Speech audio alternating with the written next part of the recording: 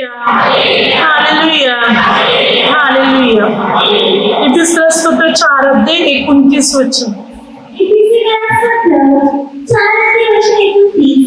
तुमच्या तोंडावाटे कोणती अनुसार भाषण निघो, गरजाप्रमाणे आध्यात्मिकतेकरिता जीवन उपयुक्त तेच मात्र निघो, यासाठी की तेणेकरून ऐकणाऱ्यास तुम्हाला प्राप्त व्हावे. Hallelujah, hallelujah. वचन काय सांगते? तुमच्या मुखातून कसलेच कुचकी भाषण न निघो, तर उन्नतीसाठी तुमच्या मुखातून चांगल्या गोष्टी बाहेर पडो. परमेश्वराची उपकार स्तुती तुमच्या मुखाच्या द्वारे हो. आता बायबल इकडे सांगते तुमच्या तोंडून, तुमच्या मुखातून कसलेच कुचके भाषण. कुचलेले भाषण हा शब्द का तिकडे वापरलेला आहे पहा. हा एखादी वस्तू खराब झाली, सडल्यानंतर मात्र त्या वस्तूची दुर्गंधी येते, घाण येते, वास येते. ती कुचल्यामुळे त्याचा वास एकदम खराब येतो. आता बायबल या ठिकाणी सांगते की तुमच्या मुखातून कसलेच कुचके भाषण न निघो. कुचकी भाषा म्हणजे आपल्या मुखातून निंदा, शिव्या, शाप, ही एकमेकाची चुगली किंवा ज्या वाईट गोष्टी निघतात त्या वाईट गोष्टी कुचलेल्या आहेत.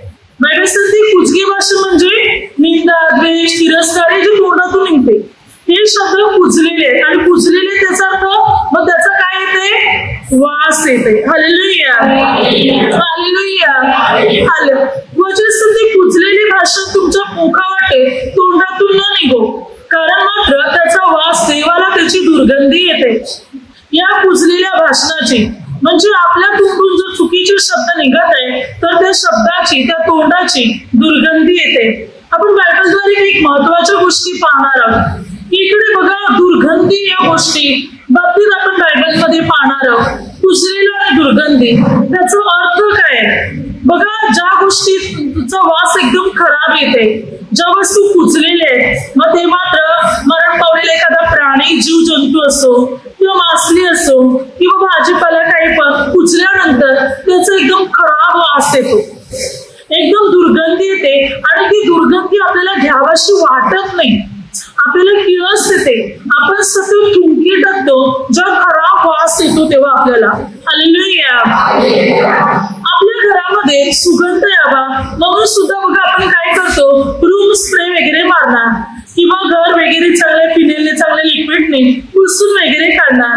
बाथरूम मध्ये सुद्धा मात्र वास येणाऱ्या वस्तू ठेवणार किंवा अंगाला सुद्धा घामाचा वास येऊ नये अत्तर शेण म्हणून आपण मारणार. का? किती दुर्गंधी येऊ नये, घाणीचा वास येऊ नये, तर सुवास, सुगंध पसरावा म्हणून आपण सुगंधासारख्या वस्तूचा उपयोग करणार. म्हणजे जर पाहिलं तर म्हणजे आपल्याला दुर्गंधी पसंतच नाही. दुर्गंधी म्हणजे खराब वास आपल्याला आवडतच नाही. दुर्गंधी खराब वासाला ताबडतोब पहिला प्रथम आपण नाक पकडतो, पण सुवास वासाला तर घ्यावास वाटतो, घेत राहतो, पुन्हा पुन्हा घेत राहणार. सुगंध आणि सुवास, पण दुर्गंध आपल्याला आवडत नाही. तर इकडे दुर्गंधाचा अर्थ काय आहे? दुर्गंध कुचलेलं म्हणजे पाप आणि वाईट आहे. इकडे दुर्गंधी त्या पापाला दर्शविते, जे वाईट आहे, जे चुकीचं आहे त्याला, जे सैतानाकडून आहे त्याला, जे माणसाचा नाश करणार आहे त्या गोष्टीला दुर्गंधी मात्र म्हटलेले आहे किंवा त्या गोष्टीला वाईट घाणीचा वास म्हणून म्हटलेले आहे. आता सुवास म्हणजे काय आहे तर पवित्रता, नीतिमत्ता, चांगली कृत्य, धार्मिकता, परमेश्वराची उपस्थिती, ज्याला सुवास म्हटलेले आहे. आता बघा इफिसियर स्तोत्र 5:2 वचनात देव त्याला सुवास मिळावा म्हणून प्रभू येशूने स्वतःला यज्ञ म्हणून असं अर्पण केलं. कारण पापाची दुर्गंधी, पापाची घाण इतकी वाढली होती, इतकी पसरली होती की परमेश्वर तिथे पापाची दुर्गंधी घेऊच शकत नव्हता.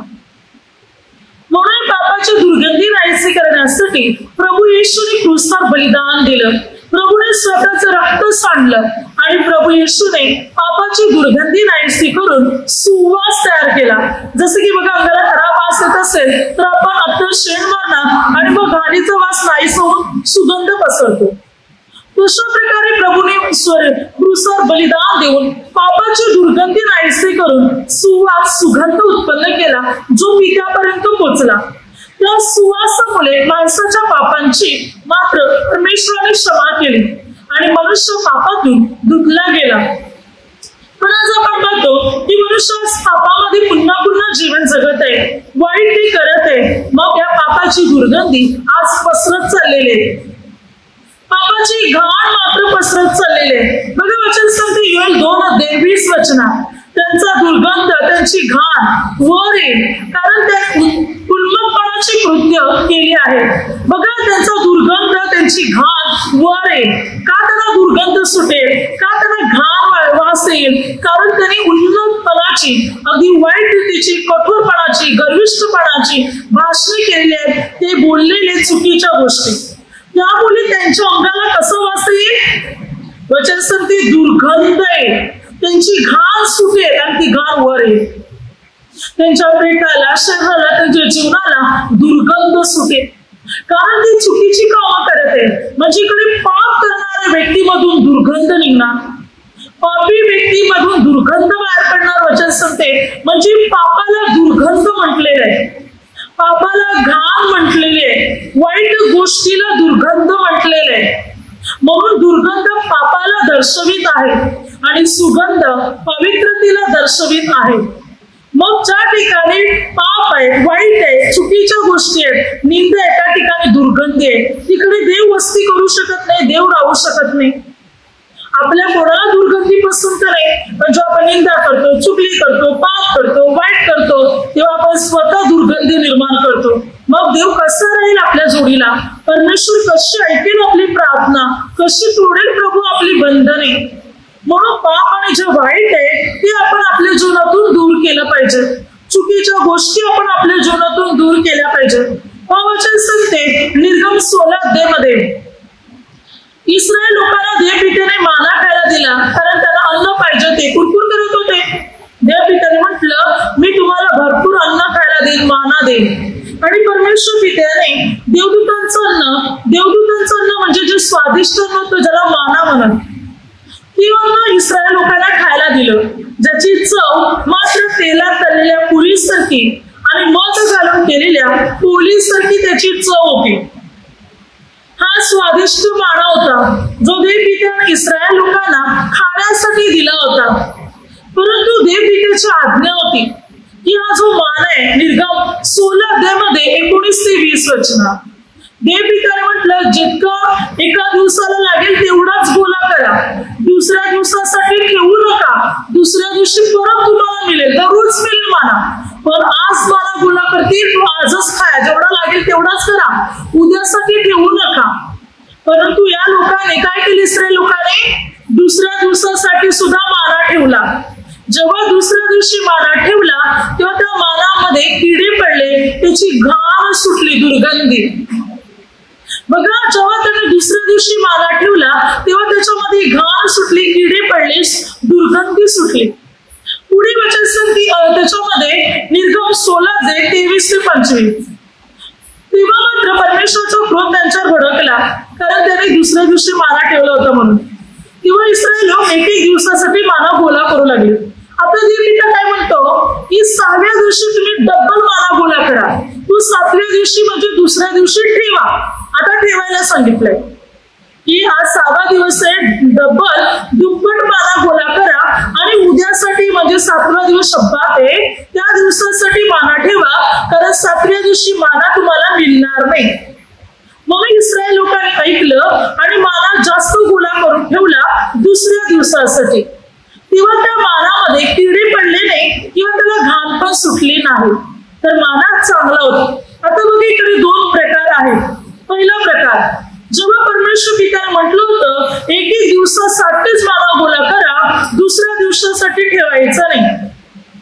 जेव्हा त्याने दुसऱ्या दिवशी ठेवला तेव्हा त्याला किडे पडले आणि घाण सुटली, दुर्गंधी सुटली. इकडे मात्र इस्रायल लोक आज्ञा मोडत आहेत, परमेश्वराच्या म्हणण्याप्रमाणे, सांगण्याप्रमाणे करत नाही. पाप, जेव्हा इस्रायलामध्ये पाप तयार होते तेव्हा तिथे दुर्गंध तयार होते, तेव्हा त्यांना किडे पडत आहे आणि दुर्गंध येते. दुसऱ्या ठिकाणी आपण पाहतो 23 ते 25 त्याच्या वचनात की जेव्हा परमेश्वराने म्हटलं माना दुसऱ्या दिवशी ठेवा आणि जेव्हा त्याने माना दुसऱ्या दिवशी ठेवला तेव्हा ना त्याच्यात किडे पडले ना दुर्गंध सुटला, कारण ती आज्ञा पाळली. जेव्हा आज्ञा मोडली तेव्हा तो माना, त्या मानात किडे पडून दुर्गंध सुटला. पण जेव्हा आज्ञा पाळली तेव्हा ते मानामध्ये ना किडे पडले ना दुर्गंध आला. आता इथे माना दोष होता किंवा तो माना खराब झाला असं नव्हे, दोष होता आज्ञा मोडण्यामध्ये. इथे आज्ञा महत्वाची. आज्ञा मोडली, पाप केलं, घाण सुटली.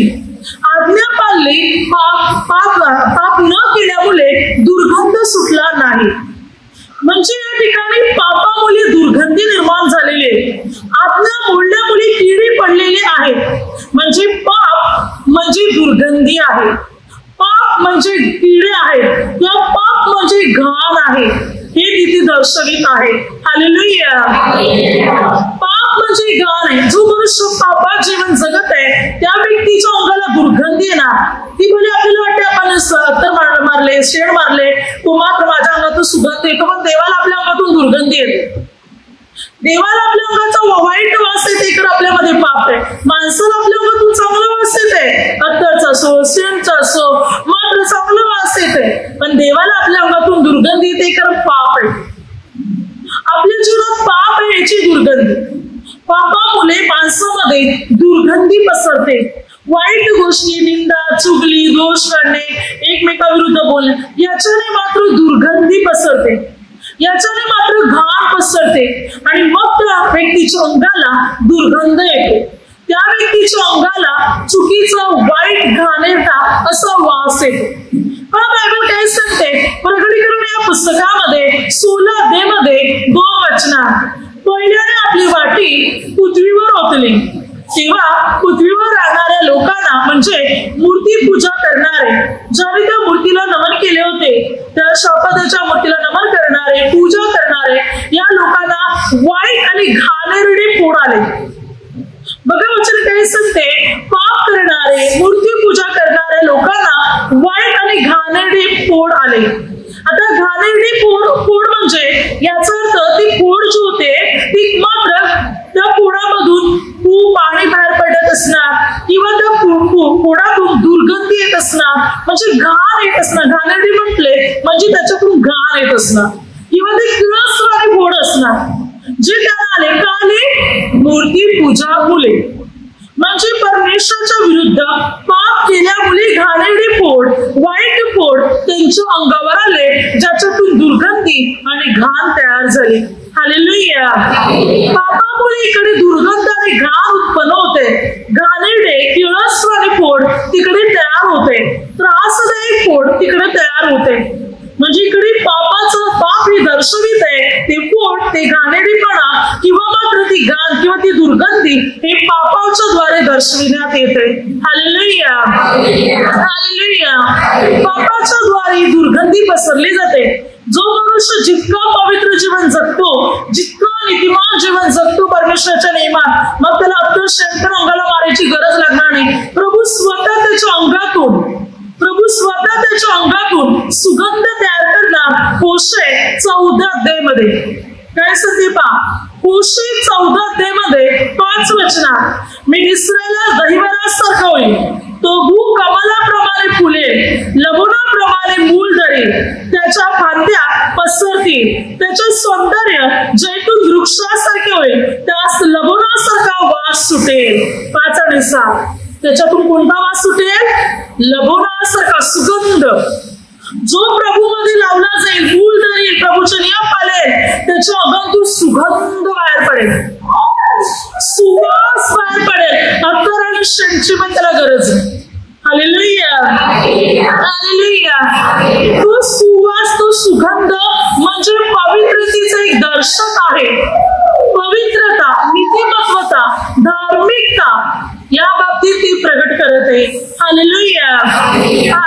पुढे वचन काय सांगते पहा? यशाया 3 अध्याय 16 ते 26 वचनात सियोन कन्या बाबतीत दिलेले की सियोनाच्या कन्या पहा कशा प्रकारे टुमकत चालतात, त्या कशा प्रकारे मात्र नटतात, सजतात आणि मात्र स्वतःची सजावट करतात, मेकअप करतात. तर वचन सांगते या ज्या सियोन कन्या ज्या टुमकत चालत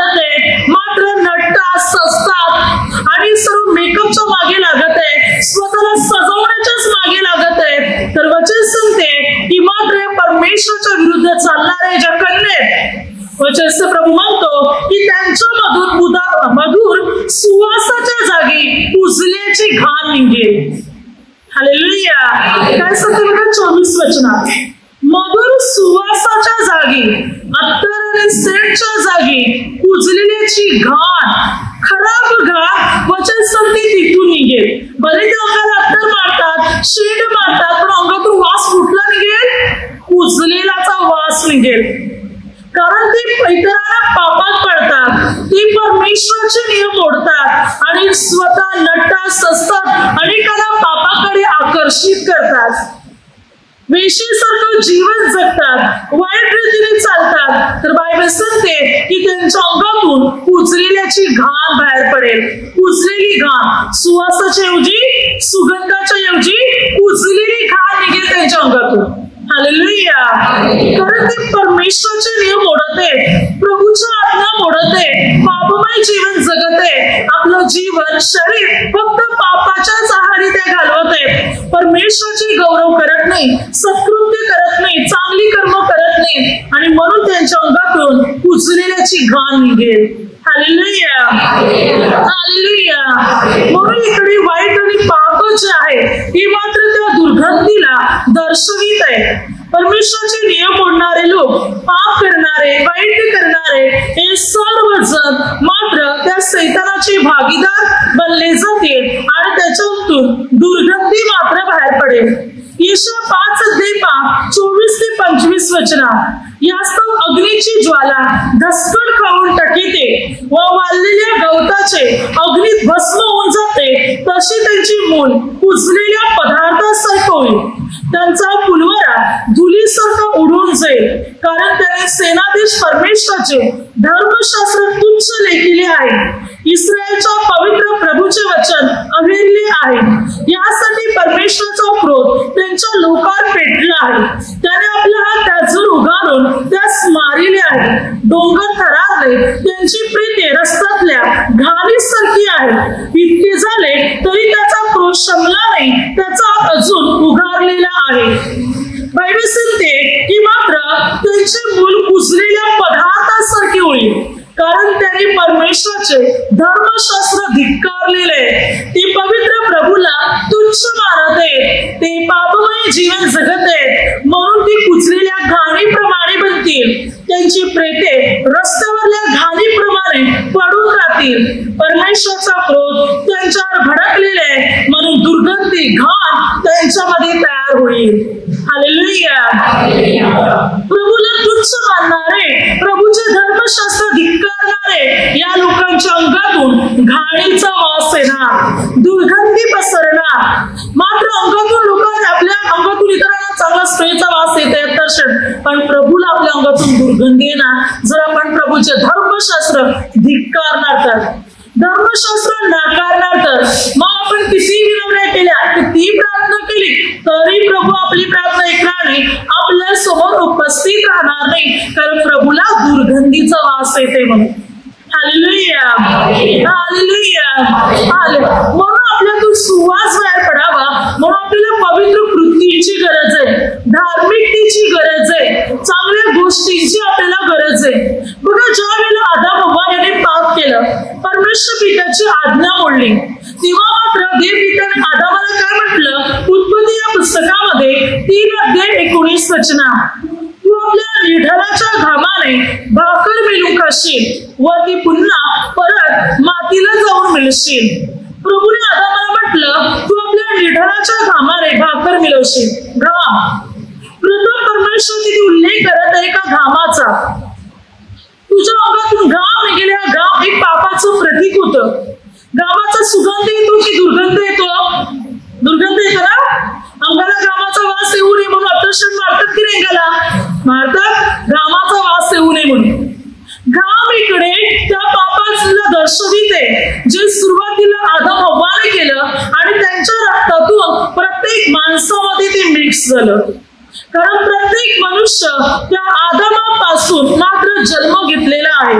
म्हणजे आदमापासून जी वंशावली सुरू झाली, पुढे नोहापासून ते रक्त आदमापासून नोहापर्यंत, नोहापासून प्रत्येक मानव जातीपर्यंत पसरलं गेलं.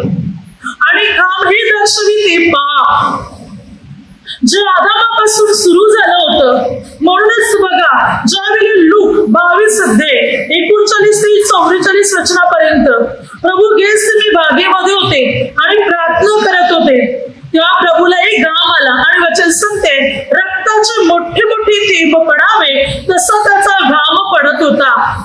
रक्ताचे मोठे मोठे थेंब पडावे, हा घाम जर पाहिलं तर अगदी हकीकत मध्ये रक्ताचा होता. मग हे तिथे का दर्शविलेले आहे? तिकडे ह्या गोष्टी दर्शविलेल्या आहेत की जे पाप आदामापासून सुरुवात झालं होतं, ज्या पापाची दुर्गंधी मात्र सुरुवातीला पसरली होती, ते संपूर्ण पाप प्रभू येशू आपल्या स्वतःवर घेण्यासाठी प्रभू तयार झाले.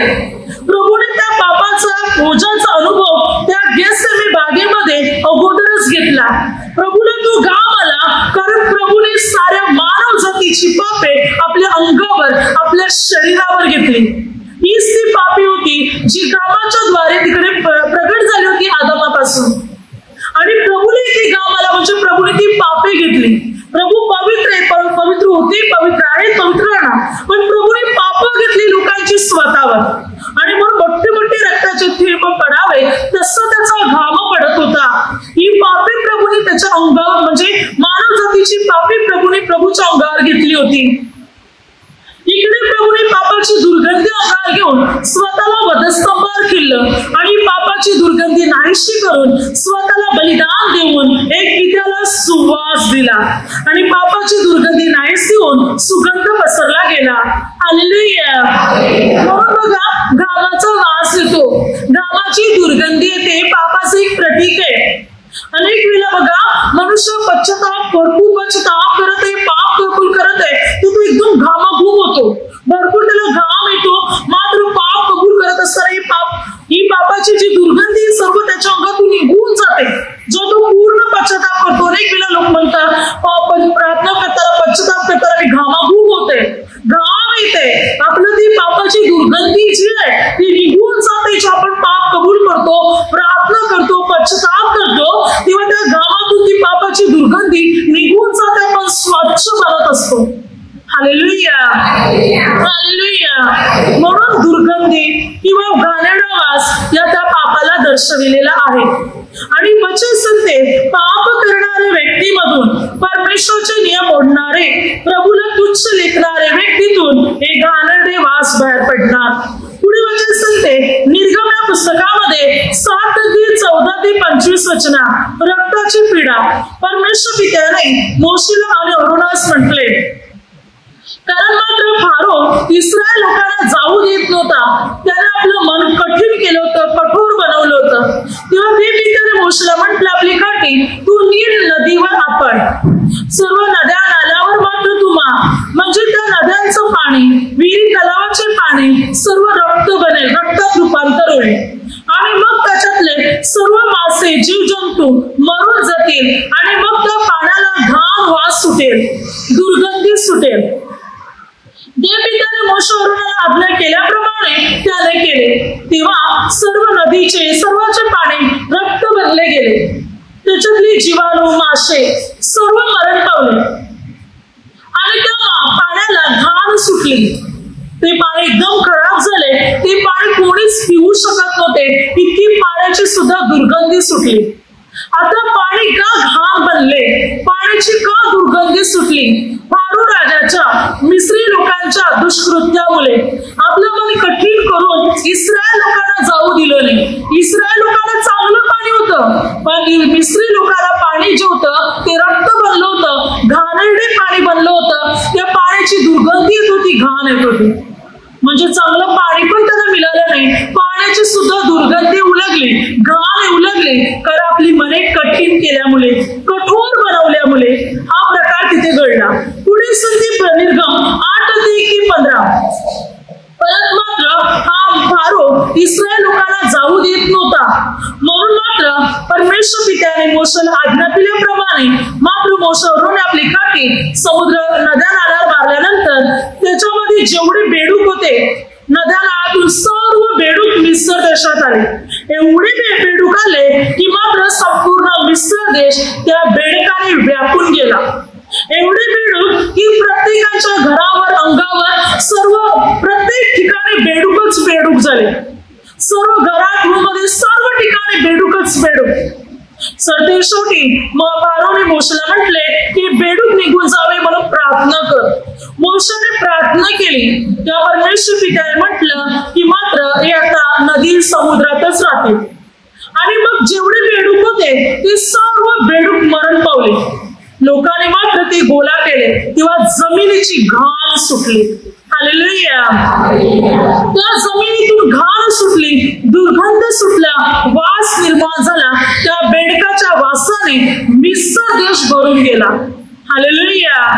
त्यांच्या पापामुळे, त्यांच्या चुकीमुळे, कारण त्याने आपली मने कठीण केली होती, परमेश्वरावर भरोसा ठेवायला तयार होते, परमेश्वराच्या लोकांना जाऊन द्यायला तयार होते, आणि त्यामुळे बेडकाची पीडा, मग बेडूक मेले, आणि मग दुर्गंधी पसरली, घाण पसरली. त्यांच्या चुकीमुळे परिस्थिती त्यांच्या ठिकाणी निर्माण झाली.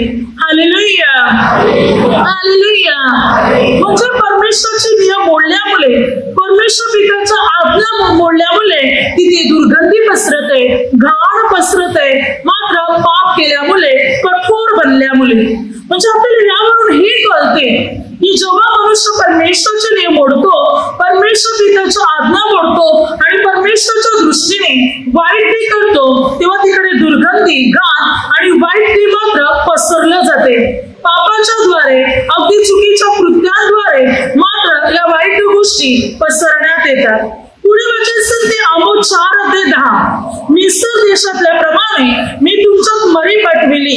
तुमचे तरुण पुरुष तुमच्या घोड्यासह मी तलवारीने वधिले आहे. तुमच्या छावणीतील दुर्गंध थेट तुमच्या नाकात जाईसे मी केले, तरी तुम्ही माझ्याकडे वळाला नाही, असे परमेश्वर म्हणतो. इस्रायल लोक वारंवार देवाचे नियम मोडत होते. परमेश्वर पिता वारंवार त्यांना संधी देत होता. काही अरिष्ट त्यांच्या जीवनात आणत होता की आता असं तरी करून माझ्याकडे लोक वळतील, पण नाही. दुर्गंध अनेक लोकांना मारून टाकले देवाने. त्यांचा वास, त्यांचा दुर्गंध या लोकांच्या थेट नाकात गेला, तरी सुद्धा देवाकडे वळाले नाही, तरी परमेश्वराकडे वळाले नाही. दुर्गंधी पसरवली देवाने त्यांच्या चुकीमुळे. त्यांच्या पापास्तव प्रभूने त्यांच्यामध्ये दुर्गंधी इतकी पसरवली की थेट त्यांच्या नाकाच्या आत गेला तो वास. म्हणजे वास घेवत नव्हते इतका वास पसरलेला होता, तरी देवाकडे ते वळाले नाही, तरी ते परमेश्वराकडे वळाले नाही. इतकी दुर्गंधी पसरून सुद्धा. हालेलुया. हालेलुया. पण जकरिया 14:मध्ये 12 वचन काय सांगते?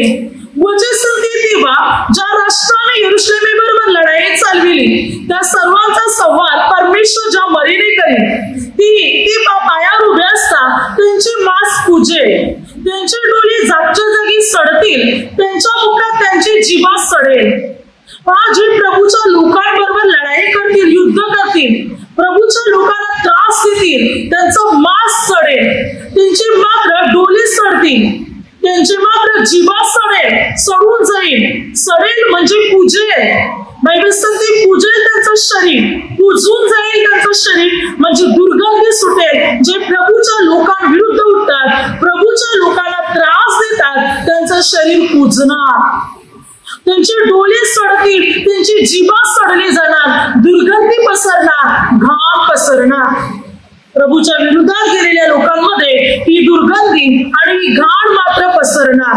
येशू 34:2-4 प्रभू म्हणतो त्यांच्या प्रेतांची दुर्गंधी सुटेल व त्यांच्या रक्ताने पर्वत विरघळतील. कारण प्रभू अनेकांचा वध करील, कारण त्यांनी परमेश्वराचे आदेश मानले नाही, देवाच्या विरुद्ध ते गेले. म्हणून प्रभू म्हणतो त्यांच्या प्रेतामधून दुर्गंधी सुटेल. मी त्यांचा नाश करीन, कारण ती परमेश्वराचे नियम मोडत आहेत, प्रभूच्या आज्ञा विरुद्ध चालत आहे. यशाया 19:5-10 वचनात प्रभू म्हणतो मी नील नदीवर प्रहार करीन आणि मग त्याच्यातली सर्व मासे मरतील आणि मग तिच्या फाट्यांना घाण सुटेल. प्रभू म्हणतो ही गोष्ट प्रभूने अशा प्रकारे म्हटलेली आहे की प्रभू म्हणतो मी येईन न्याय करायला. त्यावेळेला हे माझे नियम न पाळणारे, माझ्या विरुद्ध चालणारे या लोकांच्या सर्वस्वाचा मी नाश करीन आणि नदीच्या फाट्यांना घाण सुटेल, अर्थात त्याच्यातले सर्व मासे मरून जातील. प्रभू या ठिकाणी हे म्हणत आहे माझे नियम मोडणारे, माझ्या विरोधात चालणारे, कठोर रीतीने वर्तन करणाऱ्यामध्ये मी दुर्गंधी पसरवीन म्हणून परमेश्वर पिता म्हणत आहे. मी त्या ठिकाणी त्यांचा नाश करीन आणि मात्र चांगल्या गोष्टी त्यांच्यातून नाहीसे होऊन त्यांच्यामध्ये दुर्गंधी पसरणार. हालेलुया. जर आपण पाप करायला सुरुवात करणार, परमेश्वरचे नियम मोडणार, आज्ञा मोडणार, तर सुवासाच्या जागी दुर्गंध येणार. पहा वचन काय सांगते, उपदेशक 10:1 वचनात, गंधाच्या तेलात मरून पडलेल्या माशामुळे दुर्गंधी येते व ते नासून जाते, तसा अल्पमात्र मूर्खपणाचा पगडा अक्कल व प्रतिष्ठा यावर बसतो. काय सांगते वचन, गंधाच्या तेलात, सुगंधाच्या तेलात माशी मरून पडली तर त्या सुगंधी तेलाला दुर्गंध येतो. तसंच ज्ञानी माणूस मात्र जर मूर्खपणाकडे वळला, मूर्खपणाच्या गोष्टी करू लागला, तर मात्र त्याच्या ज्ञानावर अक्कल, त्याचं ज्ञान आणि अक्कल मात्र यामुळे जो त्याला जो सन्मान मिळत होता तो सन्मान गमावून तो मात्र आपला सन्मान नष्ट करून अपमानास पात्र ठरला जातो. बायबल काय सांगते, तुम्ही सन्मान मिळवला होता ज्ञान आणि बुद्धीच्या द्वारे, पण जर तुम्ही मूर्खपणा करायला लागले तर तुम्ही सन्मान गमावून अपमानाचे भागीदार बनले जाणार. ज्या प्रकारे सुगंधी तेलात माशी पडून मेली तर सुगंध तेलाला दुर्गंध येतो, तसा तुमच्या सुवा जीवनाला दुर्गंध येणार. सन्मान गमावून अपमान तुम्ही स्वतःचा करून घेणार. हालेलुया. म्हणजे जर आपण देवाचे नियम पाळत आहोत, प्रभूच्या वचनाने चालत आहोत, परमेश्वरच्या ज्ञानाने चालत आहोत, तर आपला सन्मान म्हणजे सुगंध. पण आपण मूर्खपणाने वागले, प्रभूच्या विरोधात आपण गेले किंवा कठोर, हट्टी बनले, स्वार्थी बनले, तर वचन काय सांगते, हा मूर्खपणाचा पगडा आपल्या अक्कल आणि बुद्धीवर पडेल. त्यामुळे आपण सन्मान गमावून अपमानास पात्र ठरतील. म्हणजे आपलं नाव खराब होणार. आपलं नाव खराब होणं म्हणजे दुर्गंध. बघा, अनेक लोकांना भरपूर मान सन्मान होता, प्रभूच्या सेवेत होते, प्रार्थनेत होते, कार्यात होते, कितीतरी मान सन्मान होता.